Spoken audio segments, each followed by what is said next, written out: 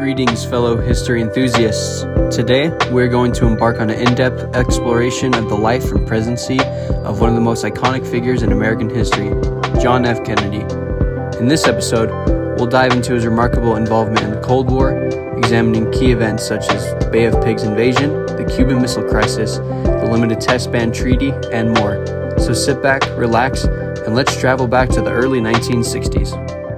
Before his presidency, JFK served as a naval officer in World War II.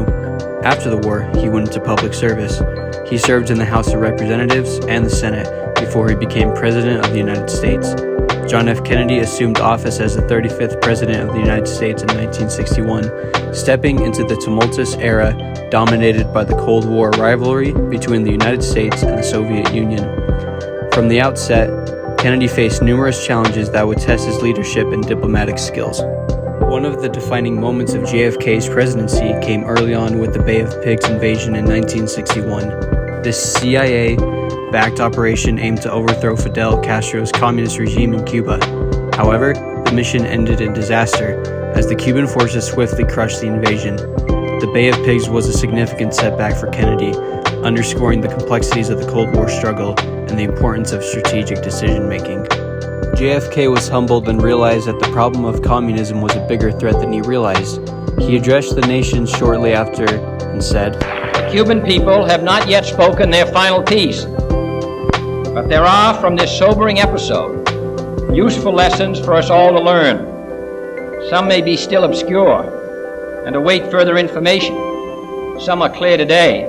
First, it is clear that the forces of communism are not to be underestimated in Cuba or anywhere else in the world." Just a year later, the world witnessed the most perilous standoff of the Cold War, the Cuban Missile Crisis. In 1962, U.S. intelligence discovered that the Soviet Union was secretly deploying nuclear missiles in Cuba, just 90 miles off the coast of Florida. Kennedy confronted this existential threat head-on, implementing a naval blockade to prevent further Soviet shipments and demanding the removal of the missiles. In his televised address, President Kennedy alerted the American people about the crisis and made it clear that any attack from Cuba would be seen as a direct threat to the United States. This tense standoff lasted for 13 nerve-wracking days, bringing the world to the brink of nuclear war. Ultimately, through intense negotiations and a secret agreement, Kennedy and Soviet Premier Nikita Khrushchev found a way to peacefully resolve the crisis. The Soviets agreed to dismantle their missiles in Cuba, and the United States pledged not to invade the island. Following the Cuban Missile Crisis, John F. Kennedy recognized the urgent need for arms control and a compromise with the Soviet Union. In 1963, he signed the Limited Test Ban Treaty, which prohibited nuclear weapons testing in the atmosphere, outer space, and underwater. This treaty was a crucial step in reducing tensions between the two superpowers and promoting the idea of peaceful coexistence during the Cold War.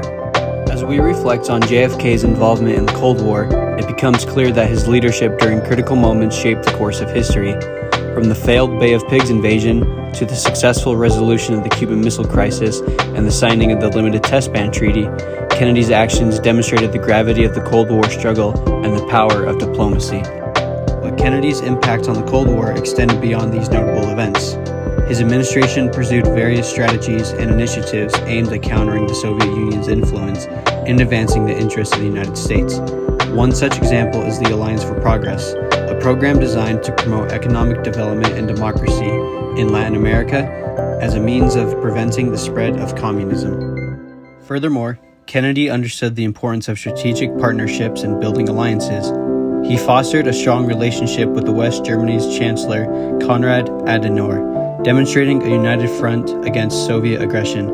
Additionally, Kennedy championed the creation of the Peace Corps, an organization that sent volunteers around the world to promote social and economic progress, strengthening ties between nations. In his powerful Ich bin ein Berliner speech, delivered in 1963 during a visit to West Berlin, Kennedy reaffirmed the United States' commitment to the freedom and security of its allies. He famously declared, Freedom has many difficulties, and democracy is not perfect. But we have never had to put a wall up to keep our people in. Tragically, Kennedy's presidency was cut short on November 22, 1963, when he was assassinated in Dallas, Texas. The nation mourned the loss of a charismatic leader who had inspired hope and brought a renewed sense of purpose during one of the most challenging periods in all of American history. In conclusion, John F. Kennedy's role in the Cold War cannot be overstated. His leadership, particularly during the Bay of Pigs invasion, the Cuban Missile Crisis, and the signing of the Limited Test Ban Treaty, demonstrated his commitment to diplomacy, strategic thinking, and the pursuit of peaceful resolutions. Kennedy's efforts helped avert a nuclear catastrophe and laid the groundwork for future arms control negotiations.